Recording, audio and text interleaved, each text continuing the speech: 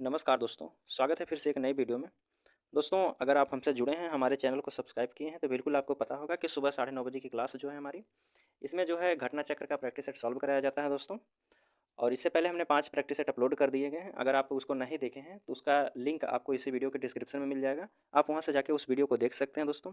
अगर बात करें इस पीडीएफ को आप डाउनलोड करना चाहते हैं, तो डिस्क्रिप्शन में टेलीग्राम चैनल का लिंक दिया गया है। आप वहाँ से जाके पीडीएफ को डाउनलोड कर सकते हैं। इसके साथ ही साथ दोस्तों शाम हमारे 7 बजे किरण पब्लिकेशन का प्रैक्टिस सेट कराया जाता है दोस्तों। उसका वीडियो आप देखना चाहते हैं, तो डिस्क्रिप्शन में प्ले लिस्ट का लिंक दिया गया है। आप वहाँ से जाके वीडियो को देख सकते हैं। साथ ही साथ आरडब्ल्यूए का मैथ, रीजनिंग और डीआई का भी क्वेश्चन अपलोड किया जा रहा है। अगर आप उसको नहीं देखे हैं, तो आप जाके डिस्क्रिप्शन में लिंक दिया गया है, आप वहाँ से जाके देख सकते हैं। ठीक है दोस्तों, तो चलिए हम प्रश्न शुरू करते हैं घटना चक्र से। पहला क्वेश्चन है दोस्तों, निम्नलिखित में से भारत का कौन सा पड़ोसी देश स्थल सीमा से घिरा हुआ नहीं है? कौन सा पड़ोसी देश स्थल सीमा से घिरा हुआ नहीं है आपका? ऑप्शन हो जाता है दोस्तों, म्यांमार, भूटान, नेपाल, अफगानिस्तान। इसमें सही ऑप्शन हो जाता है आपका म्यांमार, है ना दोस्तों?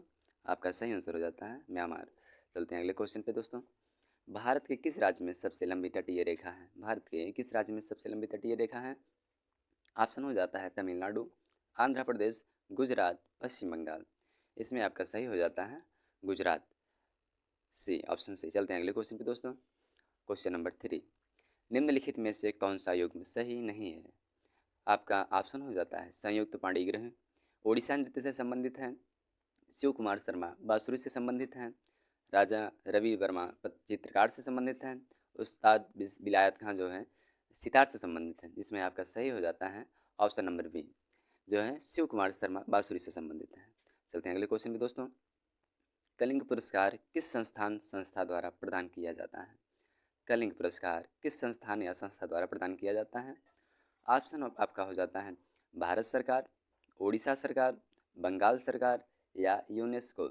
इसमें सही आपका हो जाता है ऑप्शन नंबर डी, यूनेस्को, है ना दोस्तों? कलिंग पुरस्कार जो है यूनेस्को द्वारा प्रदान किया जाता है। चलते हैं अगले क्वेश्चन पे दोस्तों। राष्ट्रीय युवा दिवस कब मनाया जाता है? राष्ट्रीय युवा दिवस कब मनाया जाता है? ऑप्शन है 23 जून, 12 जनवरी, 14 मार्च, 10 मई। इसमें आपका सही हो जाता है 12 जनवरी। ऑप्शन नंबर बी, 12 जनवरी को राष्ट्रीय युवा दिवस मनाया जाता है। चलते हैं अगले क्वेश्चन पे दोस्तों। यूनिसेफ की स्थापना किस वर्ष में हुई, है ना दोस्तों? यूनिसेफ की स्थापना किस वर्ष में हुई? यूनिसेफ की स्थापना जो है दोस्तों, ऑप्शन हो जाता है 1946, 1949, 1945, 1948। इसमें आपका सही हो जाता है 1946, ऑप्शन नंबर एक, है ना दोस्तों? चलते हैं अगले क्वेश्चन पे। निम्नलिखित में से निम्नलिखित में से भारतीय निम्नलिखित में से किस भारतीय राज्य में प्रसिद्ध पर्यटन स्थल पंबन द्वीप स्थित है? तो पंबन द्वीप स्थित है दोस्तों।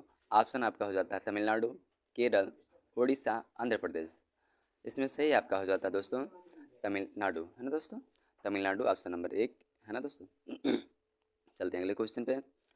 क्वेश्चन नंबर 8, पंचतंत्र को किसने लिखा था? पंचतंत्र को किसने लिखा था? ऑप्शन आपका हो जाता है व्यास, विष्णु शर्मा, वाल्मीकि, याज्ञवल्क्य, है ना दोस्तों? आपका इसमें सही आंसर हो जाता है Vishnu Sharma, option number B. चलते हैं अगले क्वेश्चन पे। क्वेश्चन नंबर 9, राज्यसभा के सदस्य का कार्यकाल कितने वर्ष का होता है? राज्यसभा के सदस्य का कार्यकाल, ऑप्शन आपका हो जाता है 3 वर्ष, 5 वर्ष, 2 वर्ष, 6 वर्ष। इसमें सही आपका हो जाएगा सी, 6 वर्ष का होता है। चलते हैं अगले क्वेश्चन पे दोस्तों। क्वेश्चन नंबर 10, भारतीय अर्थव्यवस्था में क्षेत्रों को सार्वजनिक तथा निजी में किस आधार पर वर्गीकृत किया जाता है?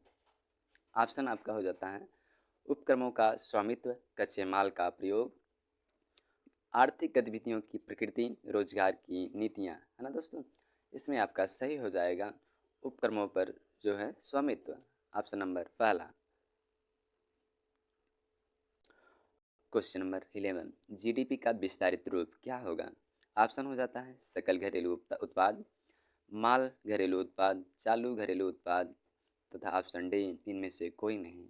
जीडीपी का विस्तारित रूप आपका हो जाता है सकल घरेलू उत्पाद, ऑप्शन नंबर ए पहला, सकल घरेलू उत्पाद। चलते हैं अगले क्वेश्चन पे दोस्तों।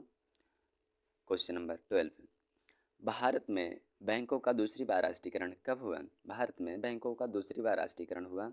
ऑप्शन आपका हो जाता है जुलाई 1969, अगस्त 1971, मार्च 1981 और अप्रैल 1980। इसमें आपका सही आंसर हो जाता है बैंकों का दूसरी बार राष्ट्रीयकरण अप्रैल 1980 में हुआ था।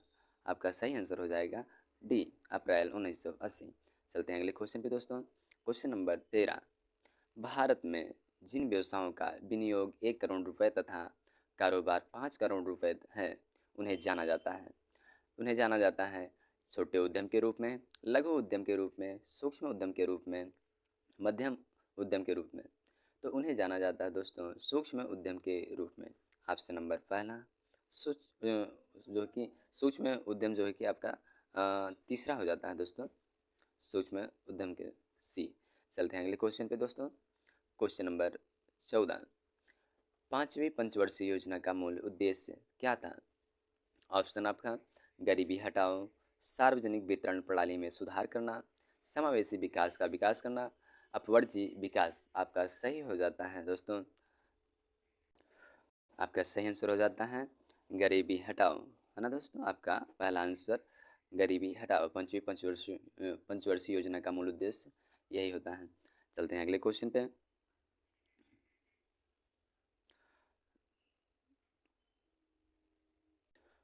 क्वेश्चन नंबर 15, दर्पण किस दर्पण कारों की हेडलाइट में प्रयोग किया जाता है ना? दर्पण कारों की हेडलाइट में प्रयोग किया जाता है, कौन सा दर्पण है? अर्धवृत्तीय, शंक्वाकार, उत्तल या अवतल? इसमें आपका सही आंसर हो जाता है अवतल दर्पण का प्रयोग हेडलाइट में प्रयोग किया जाता है। चलते हैं अगले क्वेश्चन पे।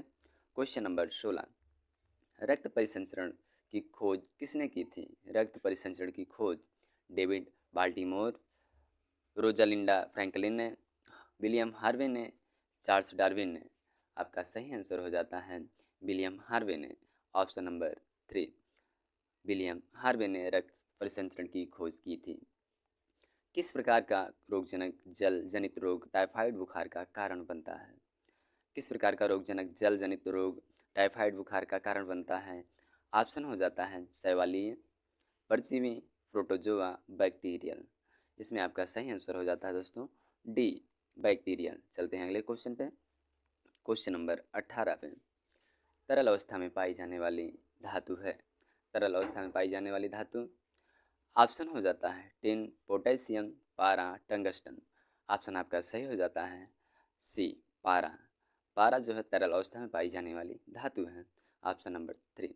चलते हैं अगले क्वेश्चन पे दोस्तों। क्वेश्चन नंबर 19 पे, सी ए होल्टवाइस OCl2 का सामान्य नाम क्या है ना दोस्तों? इसका नाम हो जाता है आपका ऑप्शन में washing soda, bleaching powder, baking powder, baking soda. इसमें आपका सही हो जाता है बी, ब्लीचिंग पाउडर के नाम से इसे जाना जाता है।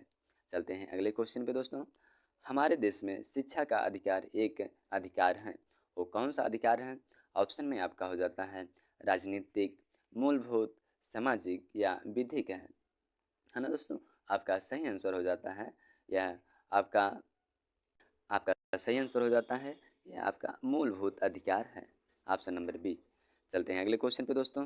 क्वेश्चन नंबर 21 पे, है ना दोस्तों। भारतीय संविधान का निम्नलिखित में से कौन सा अनुच्छेद नागरिकों के लिए आजीविका के पर्याप्त साधनों का अधिकार सुनिश्चित करने के लिए राज्य को निर्देश देता है? फिर से क्वेश्चन पढ़ते हैं दोस्तों। भारतीय संविधान का निम्नलिखित में से कौन सा अनुच्छेद नागरिकों के लिए आजीविका के लिए पर्याप्त साधनों का अधिकार सुनिश्चित करने के लिए राज्य को निर्देश देता है? आपका ऑप्शन हो जाता है अनुच्छेद 33, अनुच्छेद 27, अनुच्छेद 39 तथा अनुच्छेद 29। इसमें आपका सही आंसर हो जाता है दोस्तों आर्टिकल 39, ऑप्शन नंबर 3। चलते हैं अगले क्वेश्चन पे दोस्तों। क्वेश्चन नंबर 22, भारतीय संविधान का अनुच्छेद 60 संदर्भित करता है।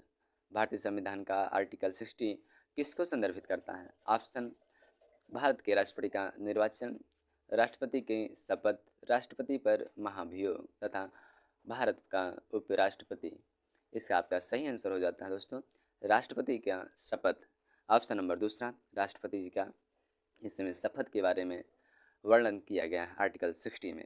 चलते हैं अगले क्वेश्चन पे दोस्तों। क्वेश्चन नंबर 23, भारतीय संविधान के निम्नलिखित किस अनुच्छेद या अनुच्छेदों द्वारा अंतर्राज्यीय व्यापार एवं व्यवसाय की स्वतंत्रता प्रदान की गई है? ऑप्शन हो जाता है 19 वन डी ई, और दूसरा हो जाता है 301 से लेकर 307 या उपयुक्त सभी। इसमें आपका सही हो जाता है 301, है ना दोस्तों। आपका सही आंसर बी हो जाता है 301। चलते हैं अगले क्वेश्चन पे दोस्तों। Question number 24। पंचायती राज किस सिद्धांत पर आधारित है? पंचायती राज किस सिद्धांत पर आधारित है? ऑप्शन हो जाता है सत्ता के विकेंद्रीयकरण पर, सत्ता के एकीकरण पर, सत्ता के विकेंद्रीकरण पर, द्विविभाजन पर, द्विविभाजन कानून पर। आपका सही आंसर हो जाता है सत्ता के विकेंद्रीकरण पर, है ना दोस्तों। आपका सही आंसर हो जाता है सत्ता के विकेंद्रीकरण पर। चलते हैं अगले क्वेश्चन पे। क्वेश्चन नंबर 25, जो कि आपका हो जाता क्वेश्चन नंबर 25। आज़ाद हिंद सरकार के निर्माण की घोषणा कब की गई थी? आज़ाद हिंद सरकार के निर्माण की घोषणा ऑप्शन हो जाता है 26 जनवरी 1930 को, 8 अगस्त 1942 को, 21 अक्टूबर 1943 को, या 18 फरवरी 1946 को।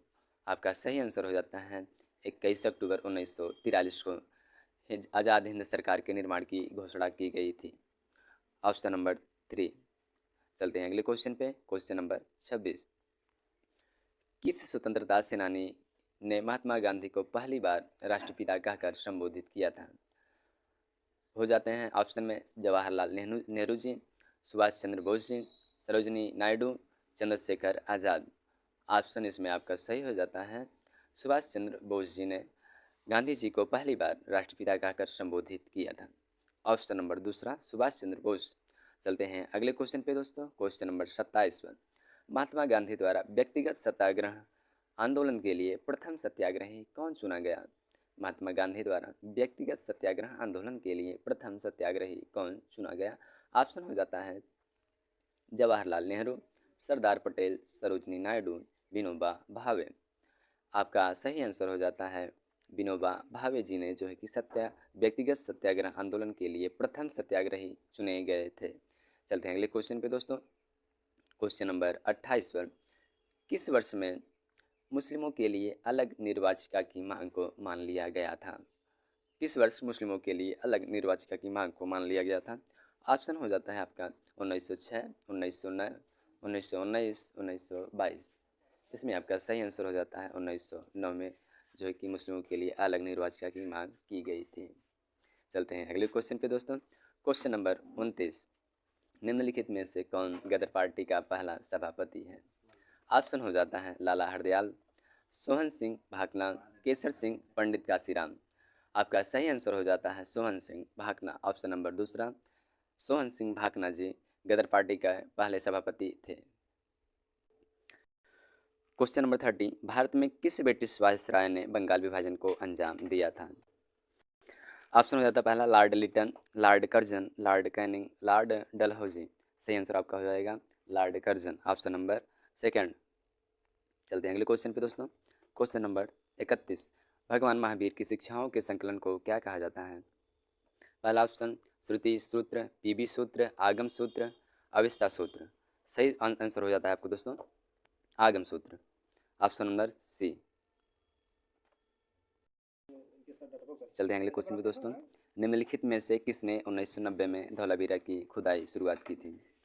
निम्नलिखित में किसने 1990 में धौलावीरा में खुदाई शुरू की? ऑप्शन हो जाता है R S Bisht, R D Banerjee, M S Vats, S R Rao. आपका सही आंसर हो जाएगा आर एस बिष्ट ने, ऑप्शन नंबर पहला ए। आर एस बिष्ट ने जो है 1990 में धौलावीरा में खुदाई शुरुआत की थी। चलते हैं अगले क्वेश्चन पे दोस्तों। मिलान है, पहली सूची को दूसरी सूची से मिलाना है, तो जो है कि आपका सही आंसर हो जाएगा चंद्रगुप्त मौर्य जो है आपका कुमार देवी से संबंधित है ना दोस्तों। चंद्रगुप्त मौर्य कुमार देवी से, वी जो है पहला दस्ता देवी, समुद्रगुप्त जो है दस्ता देवी से हैं। चंद्रगुप्त द्वितीय आपका कुबेर नाग से, कुबेर नागा से। डी कुमारगुप्त प्रथम जो है कि आपका सही आंसर अनंत देवी से हो जाते हैं, है ना दोस्तों। चलते हैं अगले क्वेश्चन पे दोस्तों। सही आंसर इसमें हो जाएगा आपका इसमें सही आंसर हो जाएगा पहले का तीसरा, और जो है कि इसमें आपका हो रहा है पहला ही आंसर आपका सही हो जा रहा है। चलते हैं अगले क्वेश्चन पे दोस्तों। Question number 34। चलते हैं अगले क्वेश्चन पे। Question number 34। महाबलीपुरम में पंच रथों में से 4 रथ धर्मराज, युधिष्ठिर रथ, भीम रथ, अर्जुन रथ और नकुल सहदेव रथ हैं। 5वें रथ का नाम क्या है? ऑप्शन में भीष्म रथ और कर्ण रथ, द्रौपदी रथ, कृष्ण रथ। इसमें सही आंसर आपका हो जाता है द्रौपदी रथ, ऑप्शन नंबर तीसरा। चलते हैं अगले क्वेश्चन नंबर 35। एक वर्ष के दौरान हवा की दिशा में मौसमी परिवर्तन को क्या कहते हैं? एक वर्ष में के दौरान हवा की दिशा में मौसमी परिवर्तन को क्या कहते हैं? ऑप्शन हो जाता है वायुमंडल, मौसम या मानसून या जलवायु। आपका सही आंसर हो जाता है मानसून, ऑप्शन नंबर तीसरा। चलते हैं अगले क्वेश्चन पे दोस्तों। निम्नलिखित में से कौन सा युग्म सही नहीं है?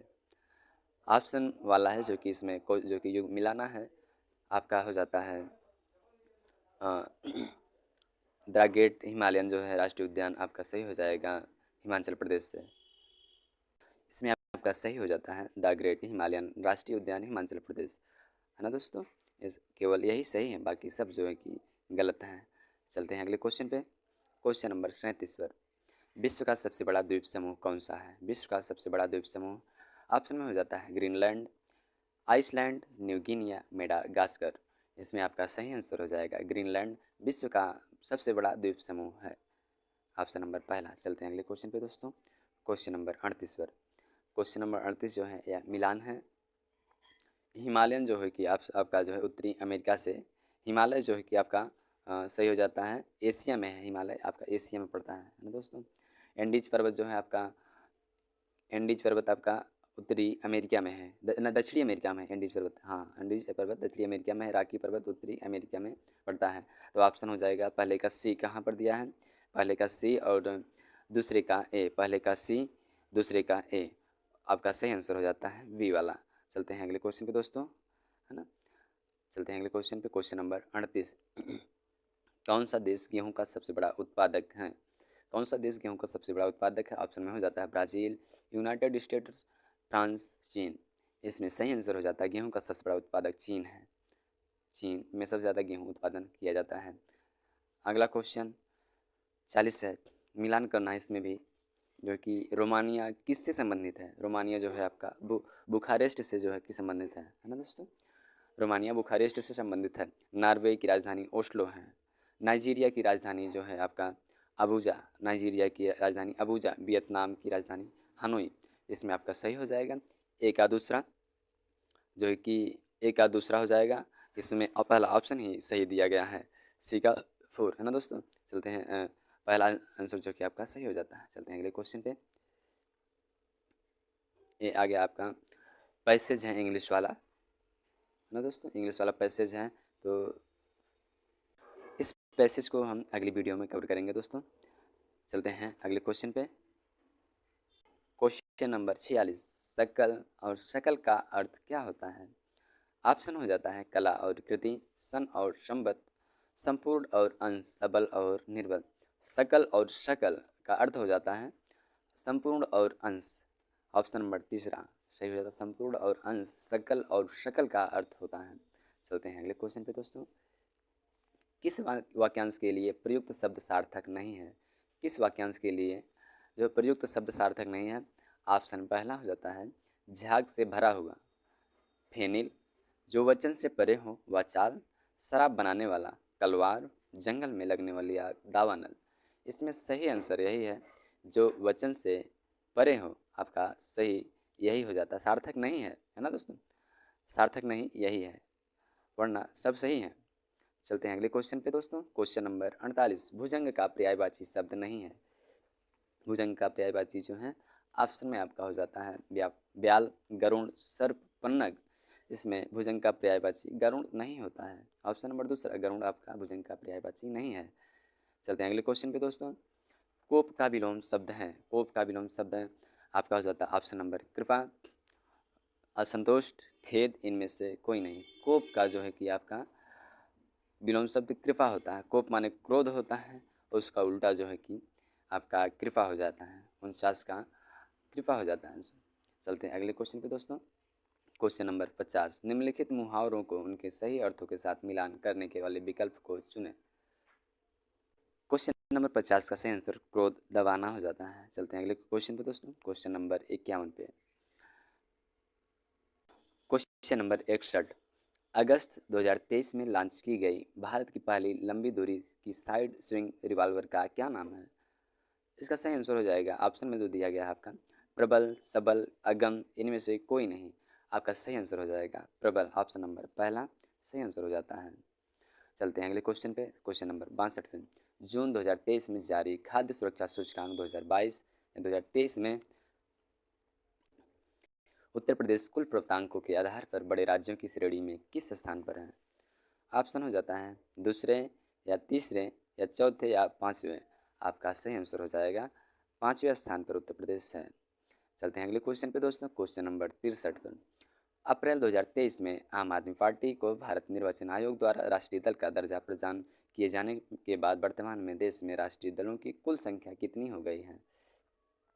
इसमें आपका सही हो जाता है दोस्तों, आपका सही आंसर हो जाएगा केंद्रीय पार्टी जो है कि अपने देश में 6 है।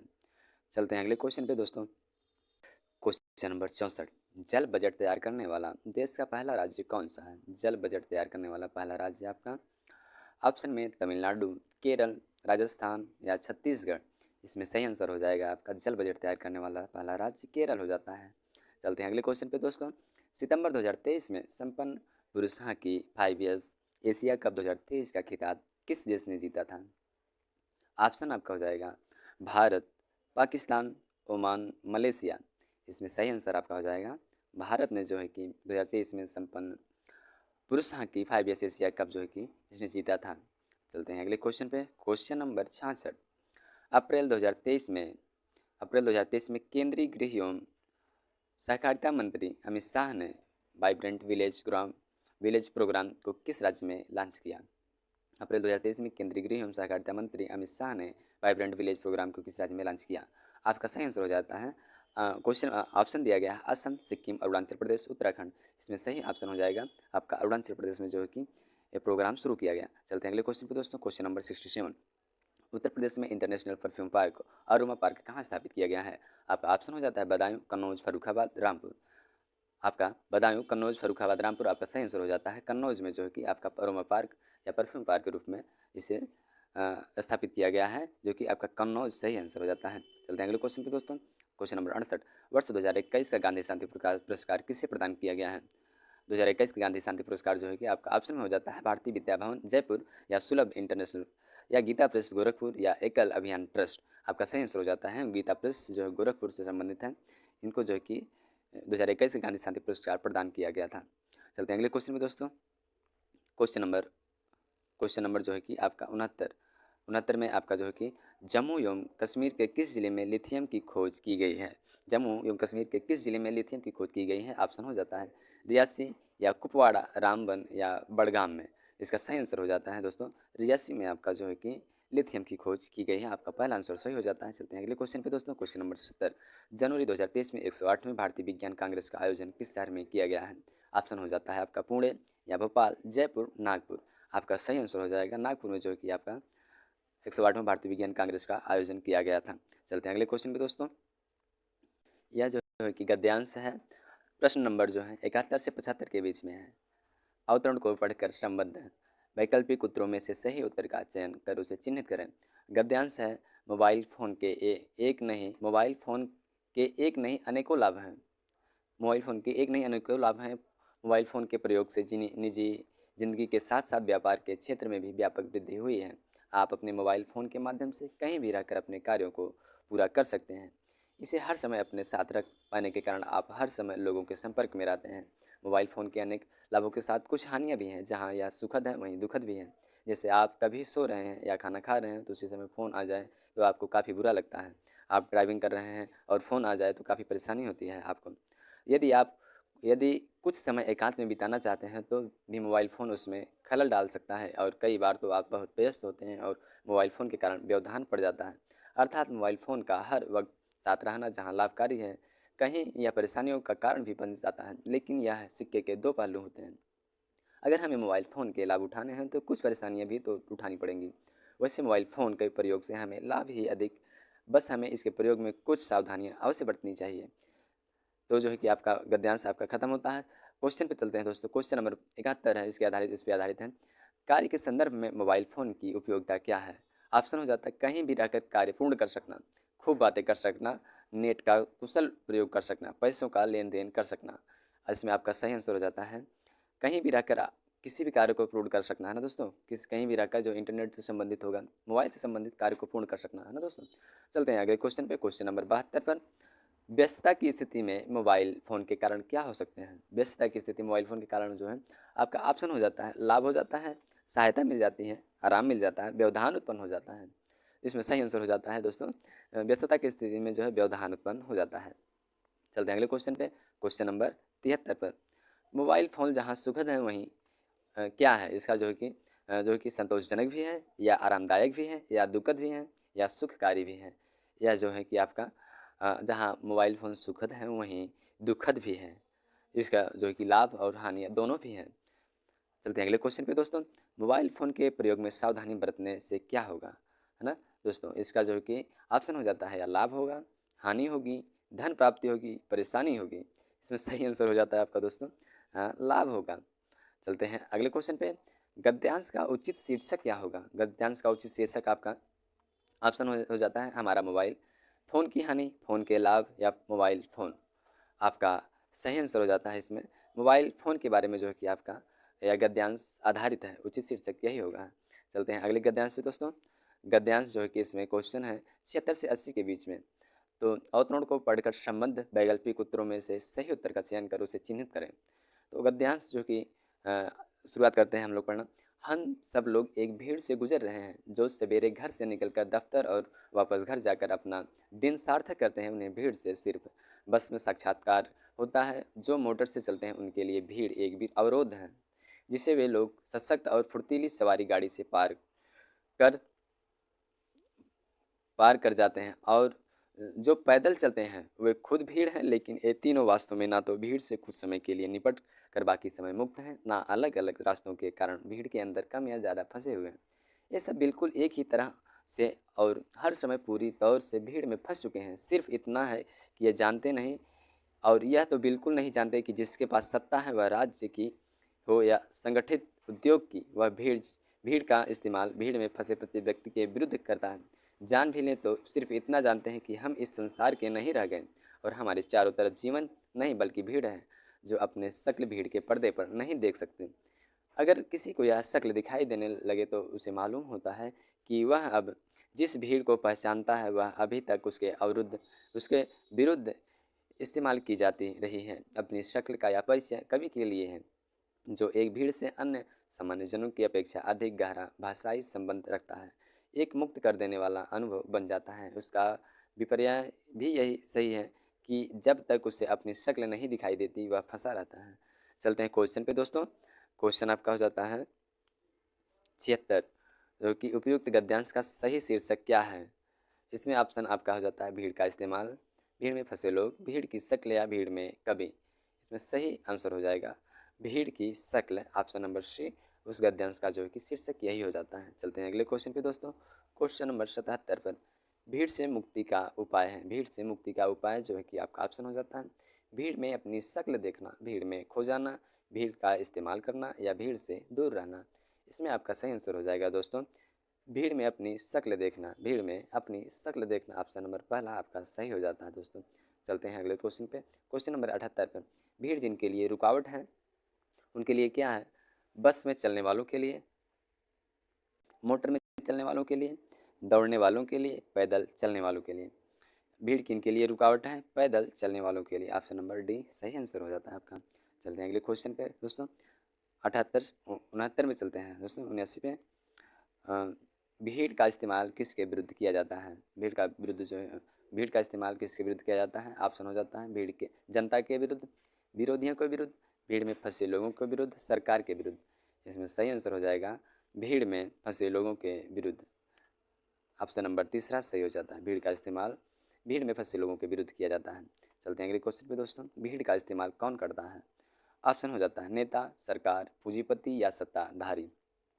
इसमें जो है भीड़ का इस्तेमाल सत्ताधारी लोग करते हैं। तो दोस्तों मैथ का क्वेश्चन हमारे सर जो है कि अगली वीडियो में प्रोवाइड करेंगे। तब तक के लिए धन्यवाद।